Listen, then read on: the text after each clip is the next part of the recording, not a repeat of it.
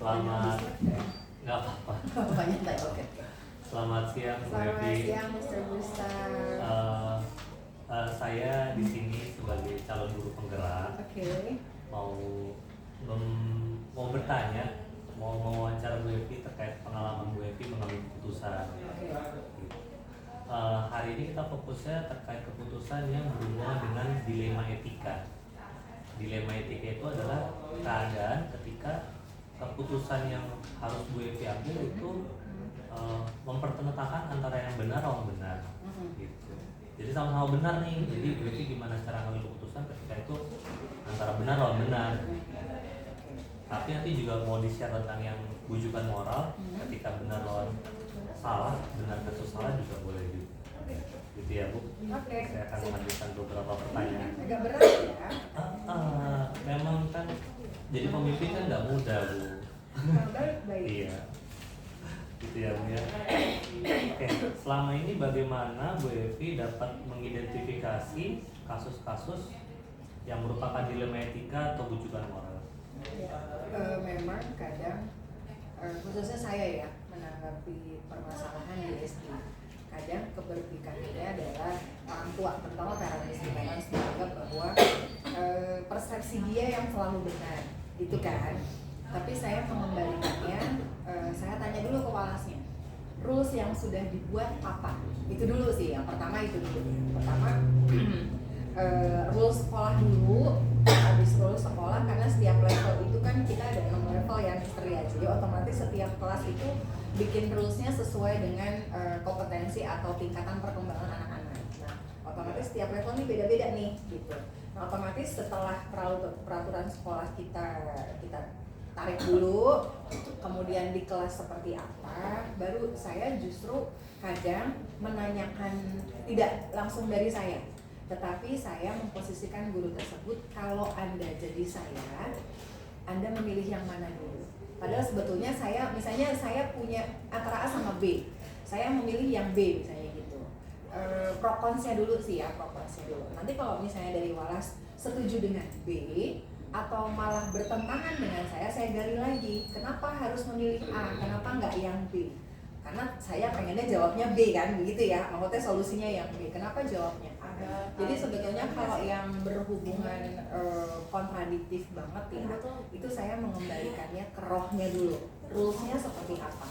Baru sebetulnya kalau di tingkat SD itu bagaimana kita mengkomunikasikan kepada parents. Itu sih sebetulnya, bukan dalam artian lo bener gue salah gitu kan ya, enggak. Tetapi sebetulnya persepsi aja sih, kita mau yang kita giring itu adalah persepsi orang tua supaya memahami rulesnya ini loh kan yang kita harapkan. Nah gitu, yang kita harapkan tujuannya tuh anak-anak menjadi begini. Contoh misalnya kayak pembagian kelas, itu kadang orang tua pengennya dia nggak mau repot dengan orang tua murid yang lain, akhirnya dia mau anaknya temennya itu aja gitu kan, nggak mau. Padahal kita punya visi misi kan, strong personality, dia harus berteman dengan siapa saja. Tapi dari sisi orang tua nih, Mister, bertentangan abis tuh, kita bertentangan abis. Akhirnya saya kembalikan ke wali kelas. Dan ketika orang tua murid tersebut langsung ke saya, Moms, yang di lapangan adalah wali kelas. Yang tahu kebutuhan anak Moms ketika nanti berkembang di kelas setelahnya itu seperti apa, itu yang tahu wali kelas.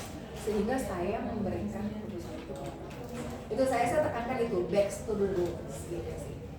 Jadi penting banget untuk kembali ke rules, kembali ke kesepakatan. Betul, gitu ya. betul. Karena kesepakatan kan kita buat sama wali kelas juga kan, bukan kesepakatan saya juga kan pribadi. Baik. Selama ini bagaimana Bu Evi menjalankan pengambilan keputusan di sekolah SD 3 ini ya? Terutama untuk kasus-kasus di mana ada dua kepentingan yang sama-sama benar atau sama-sama mengandung nilai kebajikan. Jadi kalau tadi kan ada udah ketahuan ya kepengenannya siapa gitu ya. Tapi ini ada kasus di mana dua-duanya punya tujuan yang bagus. Gimana caranya Bu Evi menyelesaikan ini? Contoh kita waktu itu pada saat kita pada saat PJJ, anak SD disuruh on cam full face. Bayangkan itu kita harus terapkan di kelas 1. Itu kita tahu bahwa itu mempunyai nilai nilai kebajikan atau nilai rules yang bagus supaya dia menghormati gurunya, dia steady on Zoom dan segala macam. Cuman kita kembali bahwa wali kelas, Bu, anak kelas 1 udah hadir di Zoom aja udah salah segala. Jadi kadang kita menganggap pimpinan itu kebijakan yang kita terima bagaikan guntur, tapi kita harus kepada wali kelas itu kita memberikan hujan yang ringan atau hujan yang hujan yang menyejukkan. Walaupun kita dengan kebijakan apapun dari pemerintah, dari yayasan segala macam, bentuknya tuh you have to be A, B, C, D gitu ya. Tetapi kita mengatakan kepada itu tidak boleh seperti itu. Kita kembali kepada kebutuhan setiap level. Dan saya bilang nggak apa-apa, baik proses teman-teman. Memang dari yayasan minggu ini harus berproses. Senin sampai Jumat harus ada perubahan. Saya hari Senin yang full face on cam 5, saya tanggung jawab. Saya bilang gitu, saya tanggung jawab bahwa akan berproses. Saya lapor, walaupun saya kena ya, misal pasti kan ada itunya, ada konsekuensinya kan. Saya berproses. Bu, nggak mungkin Bu, itu pasti bertentangan tuh Mister gitu kan. Sebetulnya bagus ya kebijakan, cuman diterimanya kan udah pro kontra luar biasa. Tapi kita bilang, nggak apa-apa Miss, hari Senin cuma 5 yang full face on cam. Nanti hari Selasa kita targetin misalnya jadi 6-7.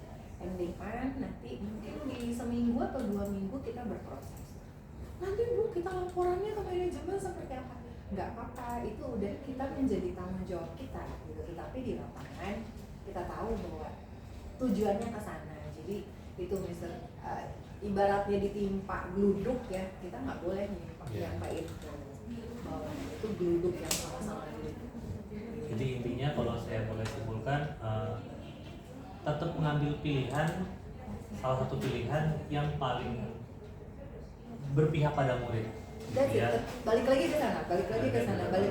Kebutuhan muridnya apa? Iya. Mungkin penyampaiannya kalau untuk anak SMP, SMA, that's it. Langsung. You have to be gitu.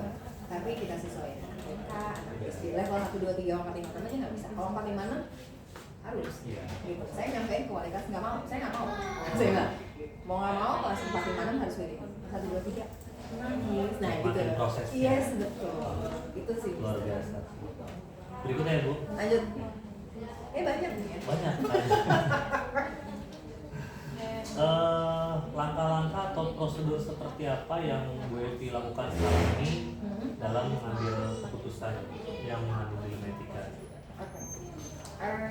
Saya punya pengalaman ketika itu bahwa kita mengambil, kita membuat surat ya, buat surat ke orang tua gitu ya. Terus ternyata itu jadi propos. Akhirnya saya mengganti sama wali kelas. Salah saya itu. Padahal tujuan saya bukan seperti itu.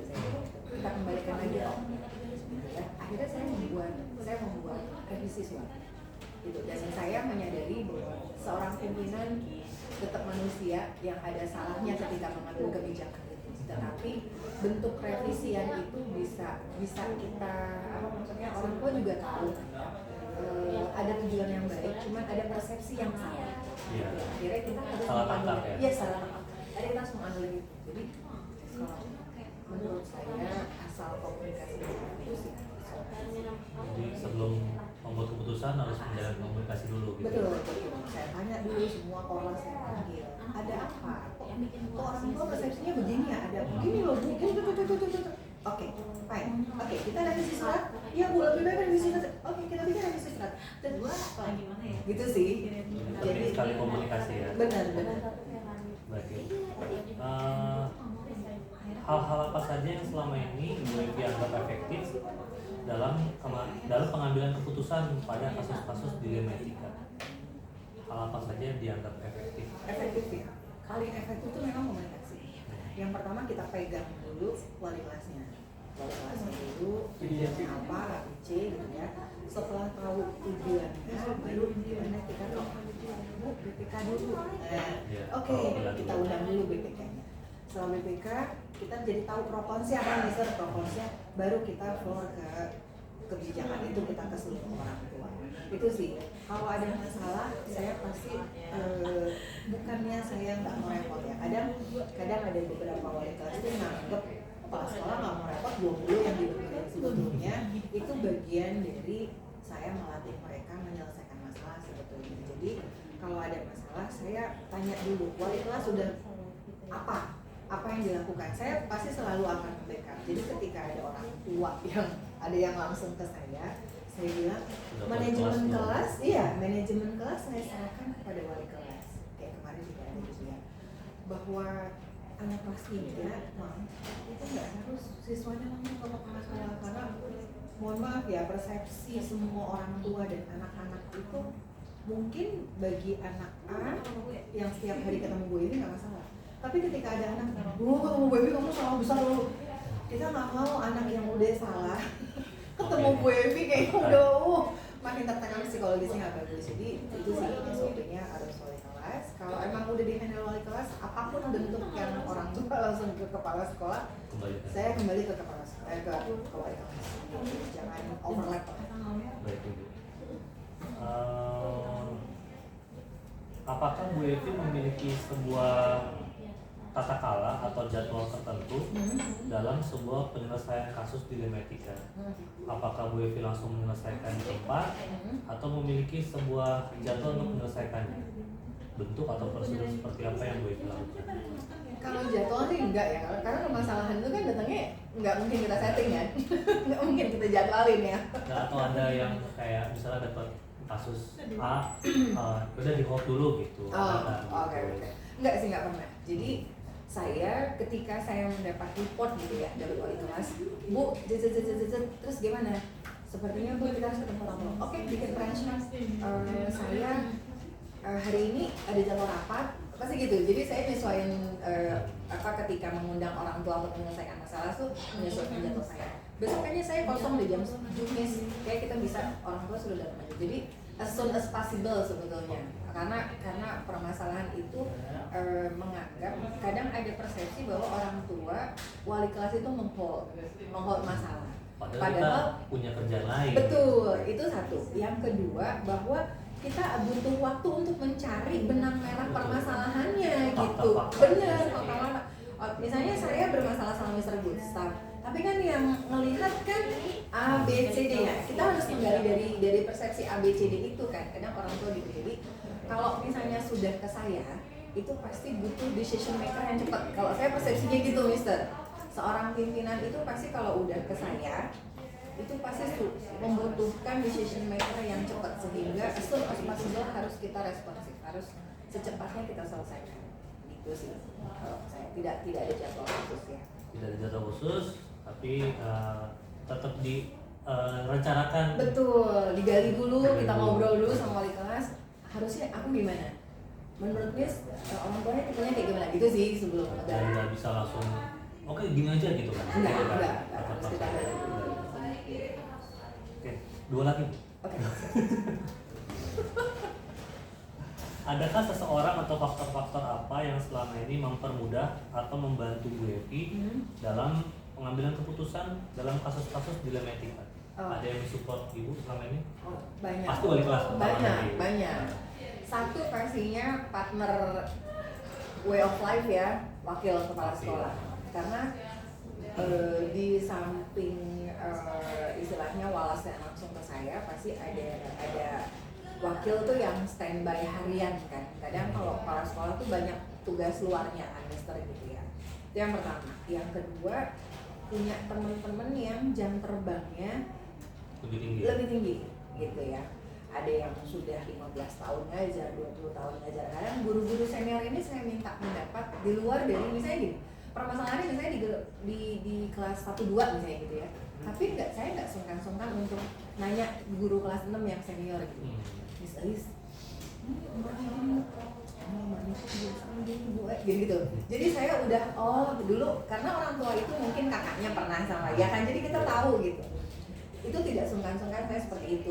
Jadi yang pertama memang harus ke wakil dulu pandangannya seperti apa, yang kedua udah senior, yang ketiga benar kata Mr. Gustav, ya wali kelas itu sendiri.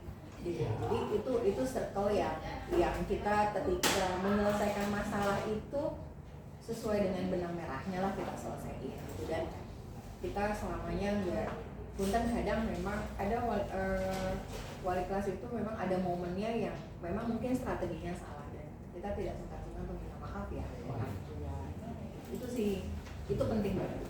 Berarti. Mungkin yang terakhir Ibu, dari semua hal yang udah Ibu Evi ceritakan, pembelajaran apa yang dapat Ibu Evi petik dari pengalaman Ibu Evi mengambil keputusan di dunia etika? Satu, kalau di SD itu poin besarnya adalah memang di orang tua. Jadi menyekolahkan saya mempunyai siswa 385 tuh berarti 385 kali 2 orang tua yang harus saya persamakan persepsinya gitu ya. Itu tantangan terbesar. Jadi intinya adalah di komunikasi. Baik komunikasi dengan walas dengan orang tua, bagaimana saya memberikan kebijakan untuk persepsinya sama nih, wali kelas sama tujuannya A, orang tua juga sama tujuannya A. Ini yang memang kalau di SD itu komunikasi, nomor satu adalah komunikasi. Sehingga apapun yang sampai sekarang SD Yaspurbi 3 seperti ini ya, kekuatannya di komunikasi. Memang nggak mudah, tidak semua orang tipenya tuh ekstrovert yang bisa humble orang. Ada juga persepsi orang tua yang gurunya jutek banget sih, gurunya gini. Padahal Allah dia nggak tahu, dia habis seharian ngurusin anaknya gitu-gitu. Tapi ya itu ya, mudah-mudahan sih komunikasi yang baik itu yang menjadi dilema-dilema etika itu menjadi ya teratasi dan menjadi bukan permasalahan ya, tetapi itu poin kesekian yang memang kalau diomongin pasti bisa. Itu aja sih. Oke, itu aja Bu. Terima kasih buat sama-sama Mr. Gustaf. Menjadi manfaat buat saya juga pembicaraan. Insya Allah mudah-mudahan bermanfaat. Sukses guru. Terima kasih Bu Evi. Sama-sama.